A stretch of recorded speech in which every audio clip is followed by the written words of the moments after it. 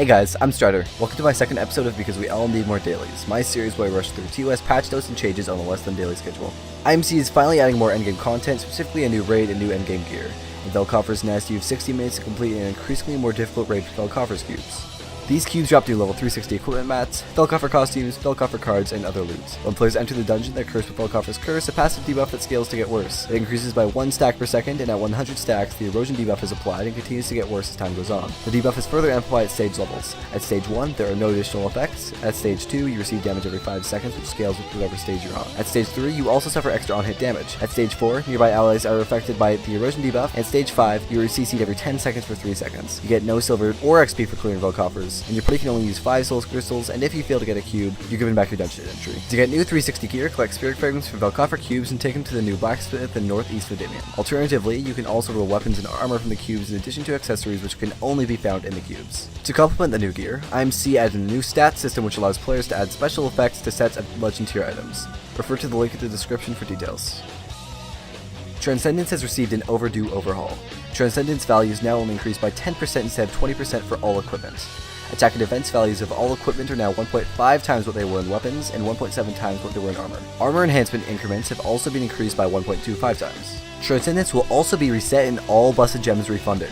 Retrieve yours in the market retrieval tab. Transcendent items can now also be traded and sold in the market. Potential of all currently transcendent items will also increase by 1, meaning your currently untradeable items will become tradable.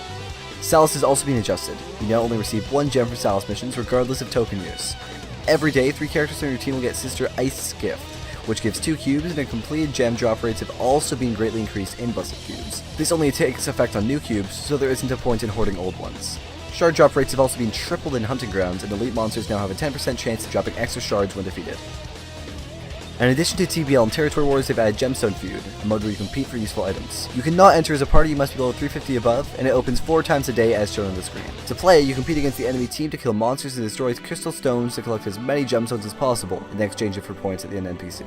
You can kill players of the same team, steal a portion of their gemstones, and once the timer hits 15 minutes, the team with the most points win. The winning team receives 500 badges, and the losers receive 100. You receive bonus badges based on how useful you were. After the game, you can exchange badges for cool rewards.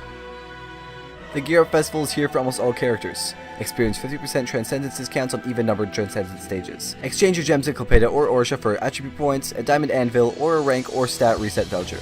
Log in during the event and receive an enhancement package with anvils. Enjoy 50% enhancement discounts on all items.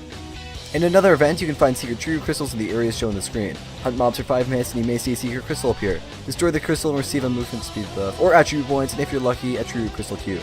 This patch finishes off with a new Blessed Cube, Letitia's Cube getting murked, and various class building changes. Thanks for watching.